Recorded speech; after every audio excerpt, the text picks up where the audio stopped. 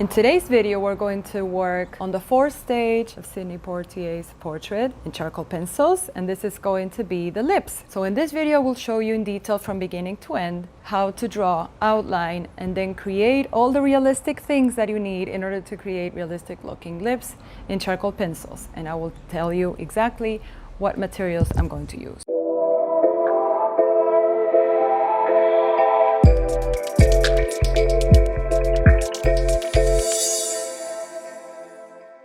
Hi everyone, my name is Julieta. I'm a self-taught portrait artist, and I'm here to show you how to draw a portrait according to the things that I have learned with my experience and all my years of drawing. So in this video, right after the nose, I will show you how to do the lips.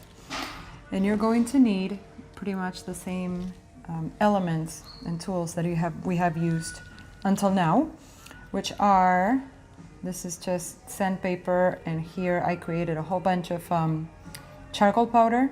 And how you do this, the way you create charcoal powder is to use this and then get just a charcoal stick. And it has to be soft. Soft is very important because that's what makes it like soft and smooth and just a velvety type of texture. You're also going to use a brush. This style is really good because it lays really well on the paper and you have more control over the edges. Then the other element you're going to use is going to be a tortillion, and like I mentioned before, if it's used, if it's dirty, it's better. The dirtier it is, the better it is. You're also going to use a charcoal pencil. In this case, I like to use Generals. I think it's kind of faded. And this is a medium, and you can always use soft. Soft is also very good. And then the other tool we're going to use is going to be, of course, the Monozero Eraser. That is probably one of the best things you could ever have. Probably one of the best investments ever. Well, all of these are important. So we're going to begin. We're going to first lay some of the charcoal powder. So how I do it, I just go here with the brush and I just tap it gently. Don't oversaturate it. You can always just tap it against a table or something just to get rid of the residue. And we're going to start very gently. Can you hear scorpions in the background? I love that band. Oh yeah. Okay, let's just... First, I mean, it's always important not to oversaturate things because it's always easier to add, but removing is a little bit more difficult because when you remove something that you added too much of, I mean, you can always do it. The only problem is that it's more time consuming because when it comes to realistic portraits, you can never really do, there are no absolute lines. There are no straight lines. Everything are just values that blend together.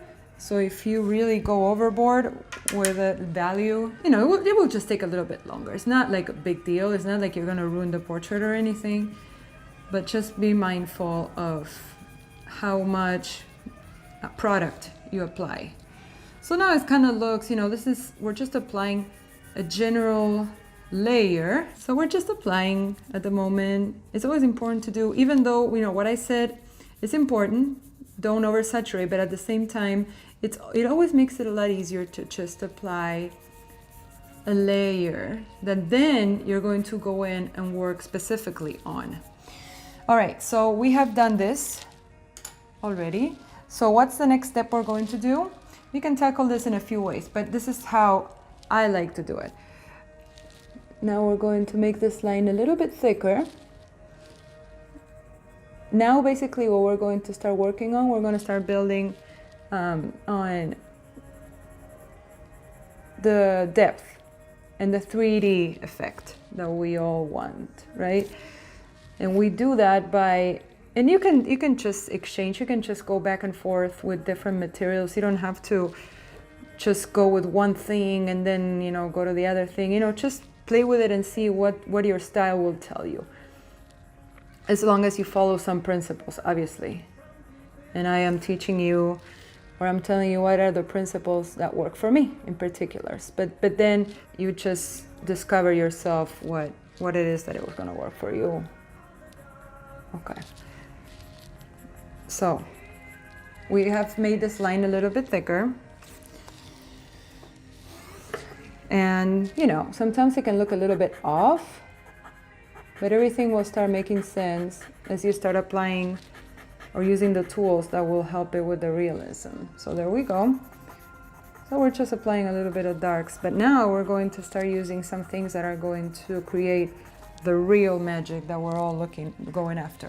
And like I mentioned before, this is like probably one of the best investments that you can make as far as like drawing is concerned and realistic portraits. So we're going to start very gently. And you know, as you know, I have my reference picture right next to me. You can't really see it, but I will show it towards the end so you guys can see what I'm working with. You see here that these lines were kind of like straight lines. We don't want any straight lines. Remember, everything is kind of faded, blended together. That's the word I'm looking for, blended. So, you know, it's still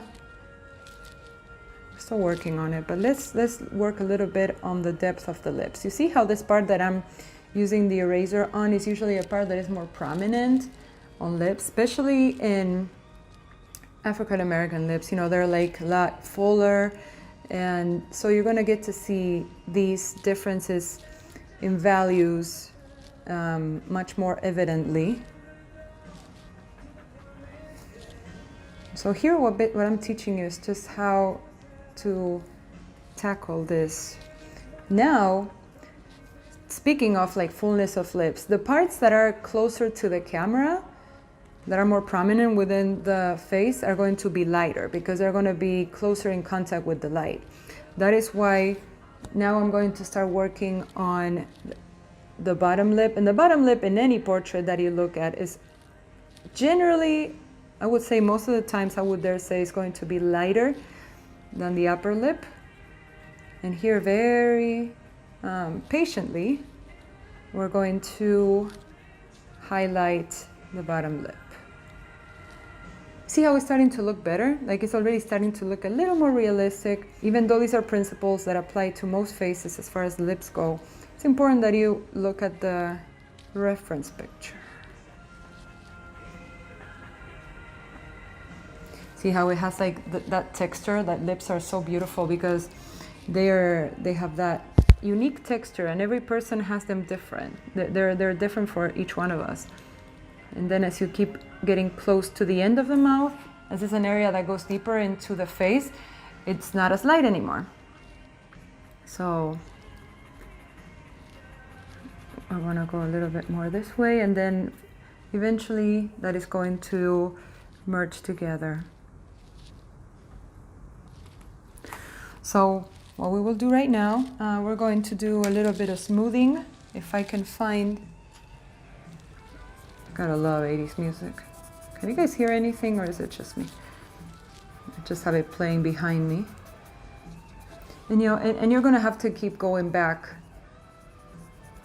retouching a few things that you have already done, because this is just a process that you keep going back to as many times as you need. That's why I always say don't stress about doing it perfectly in the first stroke, because there is no such thing.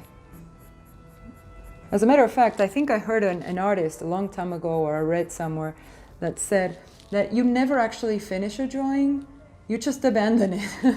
And those are some of the truest words I've ever heard, because there's no way you could ever think that a piece of artwork, whatever it is not just portraits, but anything that you do, how do you know that it's finished? Especially if you're the artist. You're like, no, I could fix this. This could use a little bit more shade. This could use a little bit more definition, you name it. So, okay, very good. So now we're just adding some darks. See how the lips are starting to take some shape right there? Basically, you can just keep going and playing with this for as long as you want. And remember, the more texture you apply and the more values you apply, the more realistic the portrait is going to look. That is like almost an universal rule. Some people, a lot of people have different techniques on how to tackle this. This is one of those techniques. And you can actually see how we have done a few things, and it's already looking a lot better than what it was at the beginning when it was just a flat surface.